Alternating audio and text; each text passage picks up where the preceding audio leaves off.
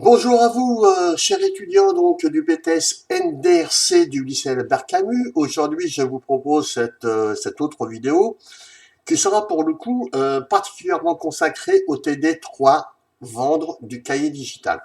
Donc nous avons vu finalement dans les TD précédents, nous avons vu donc d'autres pour le coup d'autres fonctions, d'autres commandes, d'autres éléments donc du tableau de bord, à travers notamment donc principalement la commande configurée, la commande personnalisée, où nous sommes intéressés ici donc à la livraison, à l'international, un peu dans une certaine mesure donc à l'apparence, et là nous allons nous intéresser donc au bloc vendre et principalement donc à la fonction catalogue.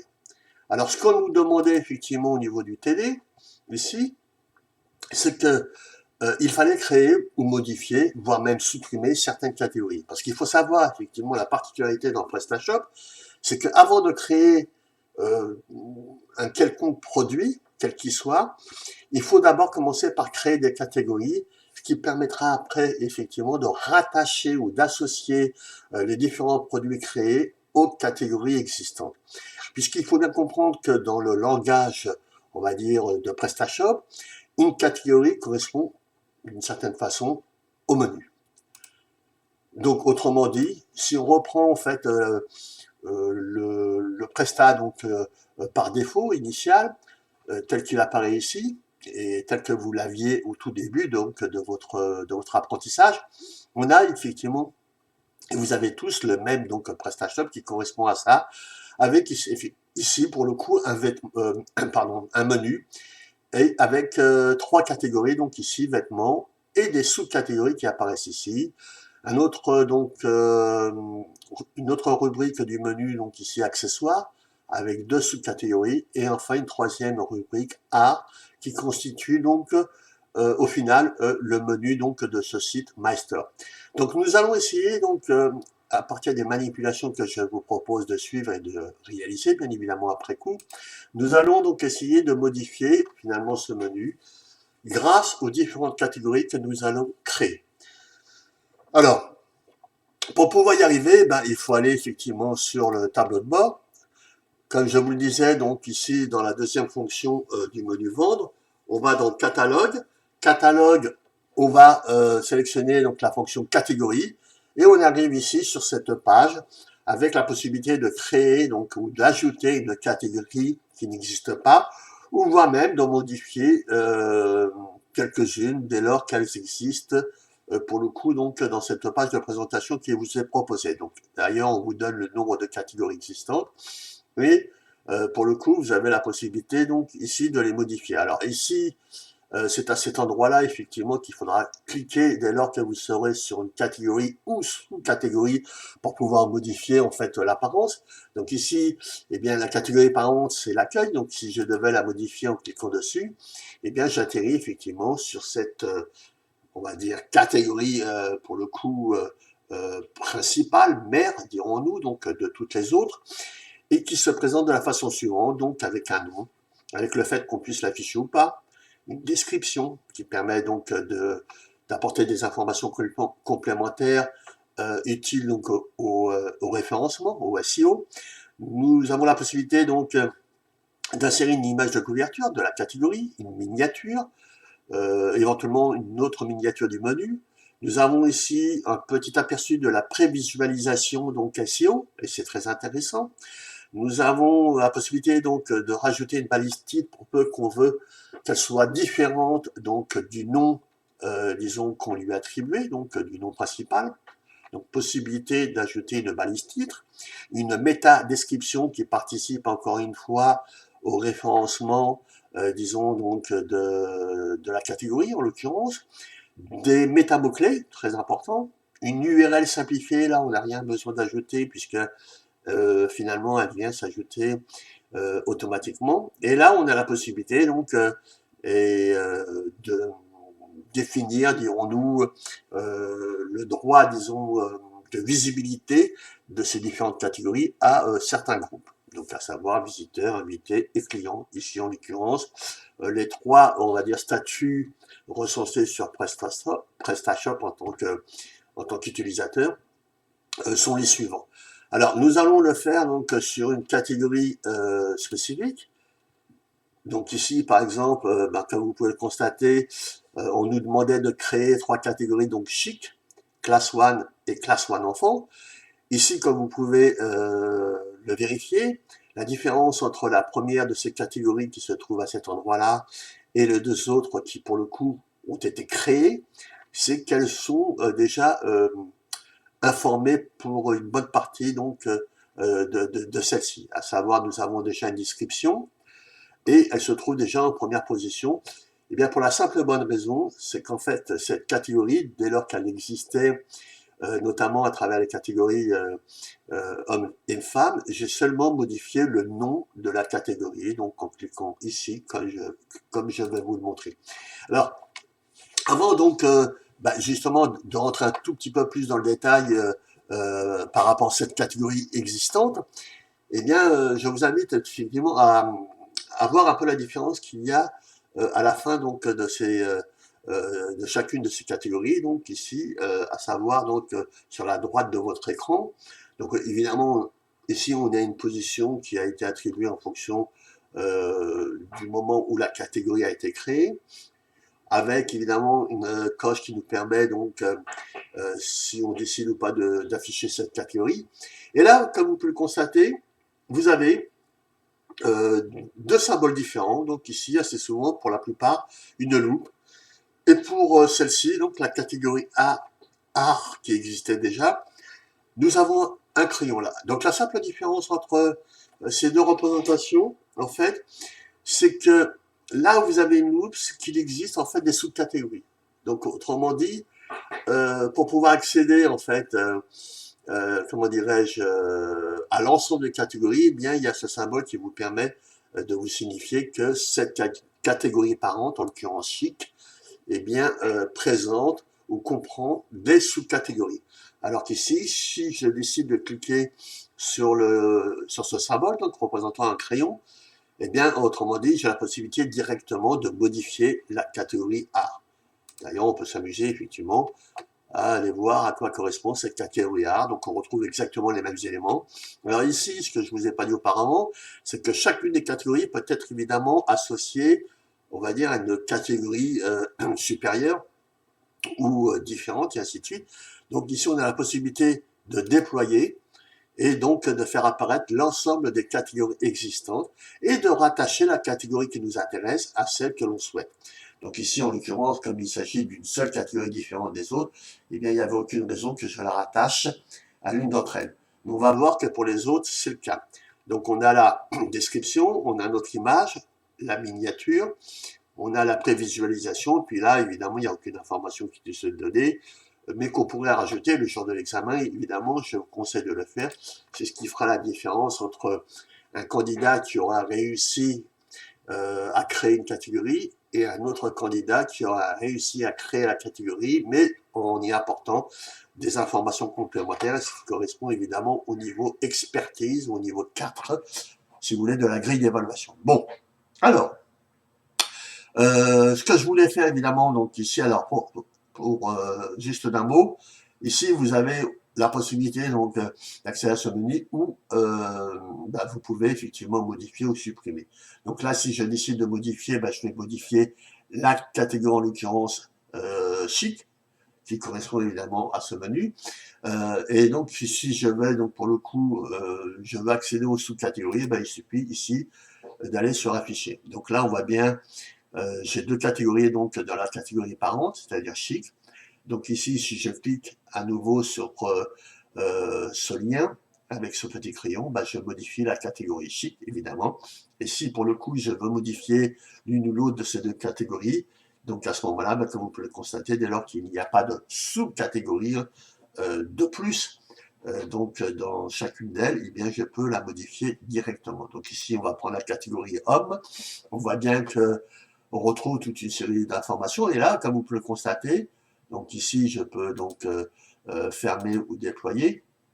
Donc on voit que la catégorie homme est une sous-catégorie de la catégorie chic, puisqu'elle a été raccrochée ou associée donc à la catégorie parente. Donc chic étant la catégorie parente, et les deux autres étant donc des catégories enfants, dirons-nous. Alors, voilà, on retrouve donc pareil un certain nombre d'informations complémentaires. Bon, tout n'est pas rempli, bien évidemment, mais c'est justement quelque part l'intérêt pour vous permettre, vous, de votre côté, éventuellement à le faire, histoire donc de vous familiariser donc à l'outil et aux différentes manipulations. Alors, donc, on a créé nos catégories chic, on a créé nos catégories class 1 et class 1 enfant. Et on a bien nos sous-catégories dans chacune de ces trois catégories. Alors, je vous le disais, elles sont positionnées dans l'ordre de création, me semble-t-il, et non pas dans l'ordre alphabétique. Un identifiant leur est donné, mais de façon très aléatoire, sur lequel donc on n'a pas la main, pour ainsi dire, mais c'est bien utile si l'on veut effectivement rechercher un produit spécifique ou une catégorie, en l'occurrence ici, il bien d'en connaître l'identifiant. Bon, alors, à partir de là, une fois que mes catégories sont créées, ben, je vais forcément, ici, et nécessairement pour le coup, les associer donc à mon menu, en tout cas, les intégrer au menu de sorte à ce qu'elles apparaissent ici, effectivement, comme je vous l'ai montré dans cette présentation. Alors qu'au départ, on avait à l'initial et par défaut donc ces trois catégories. Nous allons essayer donc de faire en sorte à ce que eh bien, notre menu finalement corresponde à celui que l'on souhaite et qui est défini par les différentes catégories créées. Vous pouvez constater qu'il y a une autre catégorie ici qui n'a rien à faire et rien à voir avec le cahier digital, en tout cas avec le TD numéro 3. Mais l'idée, c'était justement d'aller un tout petit peu plus loin et puis de vous présenter comment on peut effectivement faire en sorte d'intégrer dans le menu une autre catégorie donc qui correspond d'une certaine façon à un lien permettant donc d'aller sur le site Zara, c'est ce que nous verrons juste après. Alors, ici, j'ai créé mes catégories, et donc à partir de là, je peux considérer que l'essentiel a été fait.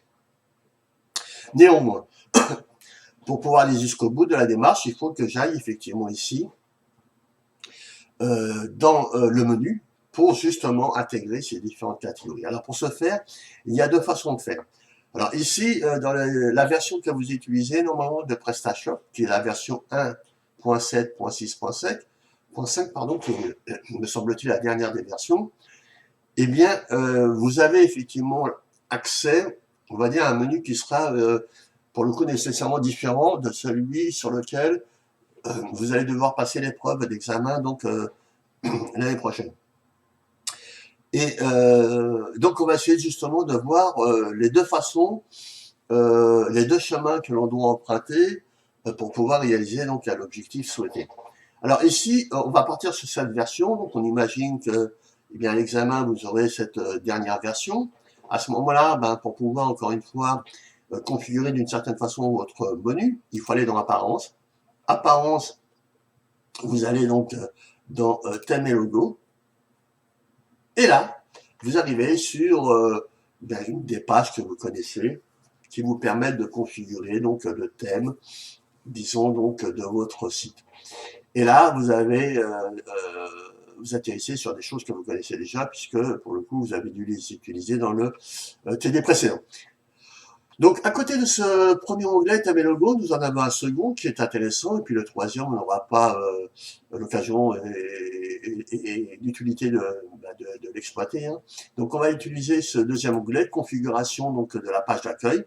Et là, vous avez accès, pardon, eh bien, sur votre gauche, aux principaux éléments donc imagés, si vous voulez, de votre site, avec, pour faire court, une en-tête, un corps, et ici un footer qui se trouve donc pour le coup juste en bas.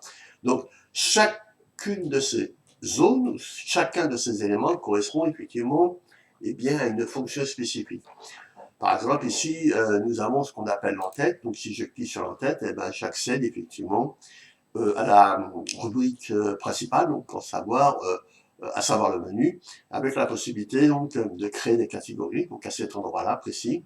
C'est ce qui nous ramènera d'ailleurs à la fonction catégorie, mais je ne vais pas le faire pour le coup.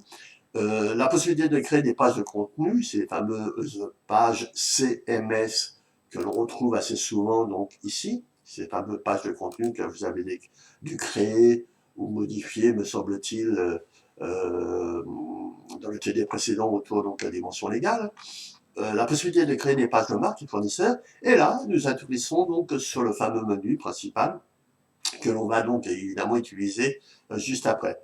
Donc là, nous atterrissons sur le fameux carrousel. Carrousel qui étant donc cette partie-là et qu'on peut tout à fait modifier, développer, améliorer et configurer. Nous avons donc ici la possibilité de modifier la page produit, donc la page produit donc principale, donc autour des produits phares qui sont assimilés aux produits populaires, du bloc meilleure vente, nouveaux produits ou bloc promotion. Nous avons aussi la bannière, voilà. Nous avons à nouveau donc une autre catégorie de produits. Ici, donc la bannière, comme je disais. Nous avons ici, voilà, le bloc newsletter et réseaux sociaux, pardon. Et enfin, ici, donc, la rubrique footer. Alors, j'ai peut-être oublié une des rubriques qui est, en fait, la rubrique bloc de texte personnalisé. Bon. Alors, chacune de ces fonctions peuvent être modifiées. Et, pour le coup, donc, générer une action spécifique au niveau du front office et donc modifier l'apparence de notre site donc au niveau de la boutique. Alors ici donc comme je disais, ce qui nous intéresse nous c'est donc la fonction menu principale. Donc on va aller évidemment aller précisément dans la configuration donc de ce menu principal. Comme vous le constatez déjà ici, eh bien, toutes les catégories que j'avais créées sont déjà présentes dans ce menu, mais elles le sont, c'est parce que je l'ai souhaité, parce que je l'ai réalisé. J'ai effectué la manipulation nécessaire, ou les manipulations nécessaires, pour que l'ensemble de ces rubriques, ou l'ensemble plus précisément de ces catégories, apparaissent à cet endroit-là. Parce qu'il faut bien évidemment comprendre que avant que cette catégorie soit présente ici, eh bien, j'avais celle qui correspondait donc à ce menu. Voilà. Donc ici, eh bien, pour pouvoir faire en sorte à ce que les catégories qui ont été créées, qui nécessairement dans un premier temps, eh bien, finalement, apparaissent à cet endroit-là, d'accord? Eh bien, c'est tout simplement donc de les ajouter de sorte à ce qu'elles basculent d'un endroit, d'un espace à un autre. Et dès lors que vous les avez à cet endroit-là, eh bien, vous pouvez tout à fait, effectivement, considérer que le travail est fait. Donc, par exemple, on va s'amuser à retirer donc la catégorie qui se trouve juste dessus pour vous montrer effectivement eh bien, la manipulation à réaliser, la procédure à suivre. Donc ici, je la retire. Donc retirer ne veut pas dire bien évidemment supprimer. Et donc, dès lors que je l'ai retiré, elle apparaît ici. Et comme vous pouvez le constater dans les différents éléments disponibles, eh bien, il y a notamment les fameuses pages CMS, donc celles qu'on retrouve assez souvent, donc, comme je le disais, au niveau du footer, tout en bas du site. Donc livraison, mention légale, conditions d'utilisation, à propos, paiement sécurisé. On a aussi la possibilité de faire apparaître les fournisseurs, de faire apparaître les différentes marques. Et moi, pour la circonstance, j'ai créé toutes les marques se rapportant au TD du cahier digital. Et là, on accède aux fameuses catégories. Donc évidemment, avec la catégorie racine, les catégories accueil, on retrouve la catégorie chic, qui a été jusqu'ici à cet endroit-là, et qu'on retrouve ici, et toutes les autres catégories que j'ai créées, mais qui, pour le coup, sont restées à cet endroit-là, puisqu'il n'y avait aucune utilité que je les fasse apparaître dans le menu, excepté la fameuse catégorie Zara, mais on verra pourquoi. Donc on retrouve donc, je disais, eh bien, les deux autres, Class 1 et Class 1 enfant, qu'on a ici. Donc là, si je veux faire en sorte à ce que la catégorie chic apparaisse, eh bien, il suffit que je clique dessus. Et comme vous allez pouvoir le constater, je n'ai pas besoin de le faire pour les sous-catégories, puisqu'elles sont rattachées à la catégorie principale. Donc ici, j'ajoute. On retrouve ici, pour le coup, ma catégorie à cet endroit-là. J'enregistre bien évidemment le tout. Et là, elle reste à cette position. Et si, dès lors que je l'ai enregistré, eh bien, si je vais sur mon site pour vérifier que le travail a bien été effectué. Donc je rafraîchis mon site et on voit bien que la catégorie chic, qui était auparavant ici, est à cet endroit-là, donc à la fin de mon menu.